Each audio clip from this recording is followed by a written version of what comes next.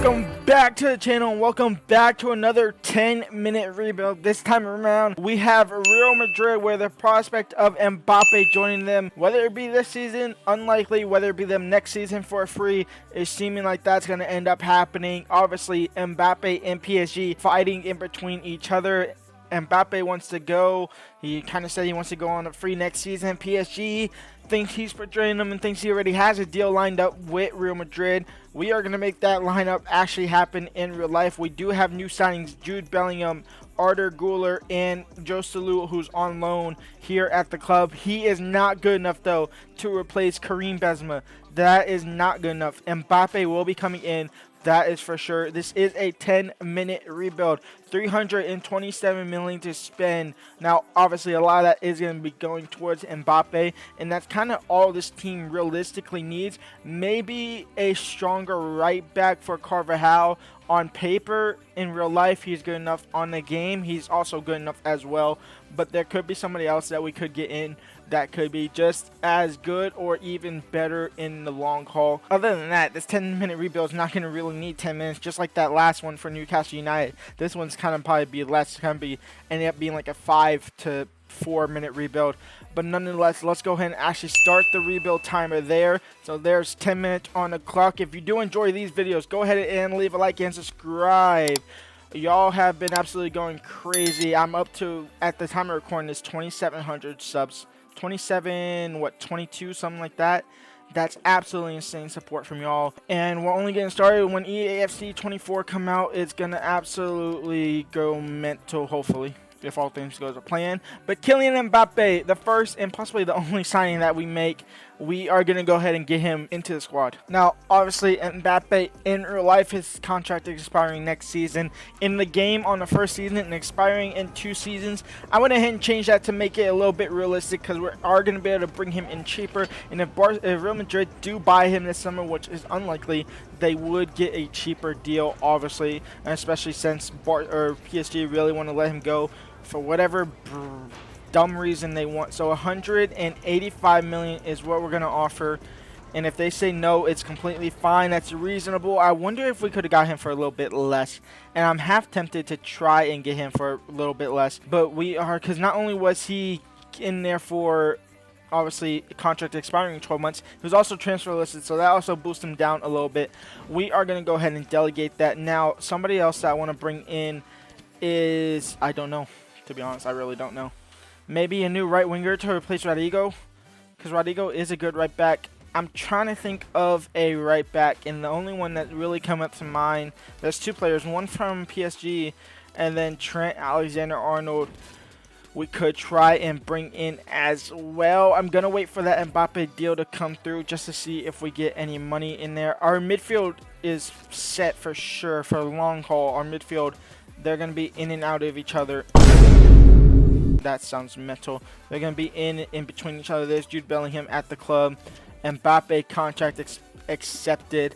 He will come into the squad, and he will be our new striker to replace Karim Benzema. And he's going to do a lot more things, a lot better things than what Karim Benzema done for Real Madrid in the past. Now, after that deal, we have 123 million to spend, and we are about to spend it on Trent Alexander-Arnold. That's all right. Actually, could we player swap fullbacks? Could we player swap with Lucas Vazquez, because he's just not going to play at all, and I'd rather play him, and I'd rather have Carvajal as a backup player.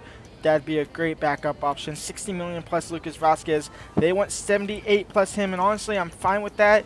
But I'm gonna try and get him for 69 million and see what they say there. Hopefully, they accept it. They're sticking with 78. That's perfectly fine. I'll go down to 70. They won't accept that, and then I'll just accept the next one. Okay, they will accept 70. All right, so Trent Alexander-Arnold will come into the squad as well, and I'm looking on the bench here. So obviously, Joselu will sit on the bench. Now, he won't play, which means he'll actually probably be sent back to Espanyol in January, which is something we're just going to have to agree with. But look at this. Midfield is packed. Camavinga, Tchouaméni, Cruz, Güler, Bellingham, Valverde, Modric. Our center backs are set.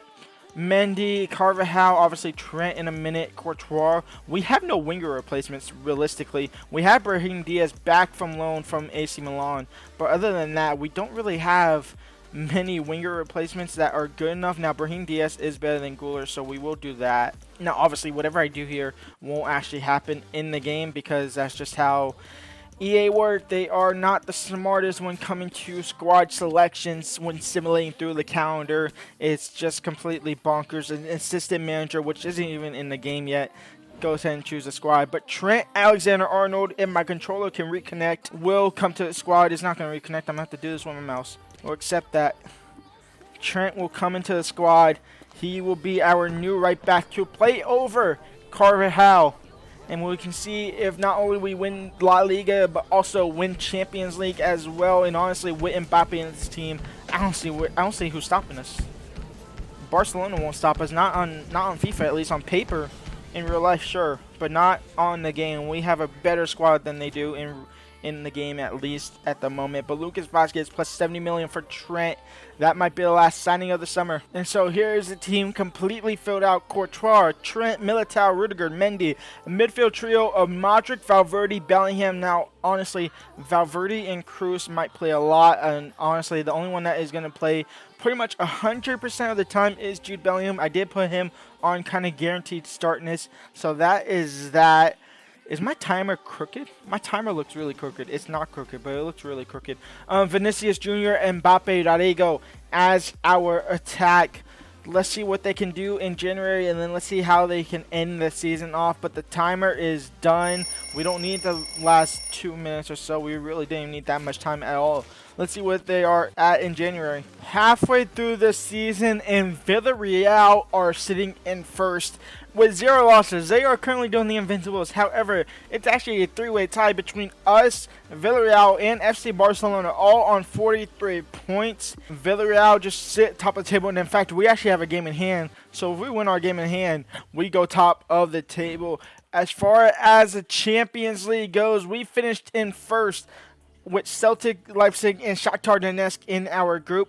In the round of 16, we face off against Chelsea. How is our team doing? Vinicius, Mbappe's up to 92. Rodrigo's doing great. Bellingham's doing great. I'm assuming Joselu is back. Is Joselu back at his club? Yeah, Joselu is back. So we have no backup striker anymore, which is completely fine. But Mbappe, 19 goals. Rodrigo, 11. Vinicius, 10. Cruz has been playing. Mendy has been playing. Valverde has been playing. Modric has not really been playing. In fact, he's down to 85 overall. That's interesting. Let's get into the end of the season to see where this team is. And I totally forgot about release clauses. That might come to factor. I'm hoping did anybody's release clause got triggered? I'm going to make sure at least the starting 11 doesn't have release clauses. And we do go ahead and win La Liga by 11 points. Second to Barcelona, Atletico Madrid in third. As far as the Supercopa, we won that as well, beating Barcelona in the final 2-1. The Copa de España, Sevilla went ahead and won that. The Champions League, that's just a Supercup, I don't care about that. Champions League, the finals between Barcelona versus PSG. We got knocked out to Chelsea in the round of 16. That's interesting to say the least. We got knocked out to Chelsea. We did not make a deep run at all. But we do go ahead and win the league. Our top goal scorer is obviously going to be Mbappe. 31 goals with 18 assists. Vinicius and Rodrigo both up there as well. If you did enjoy this, go ahead and leave a like and subscribe. And until the next rebuild, peace out.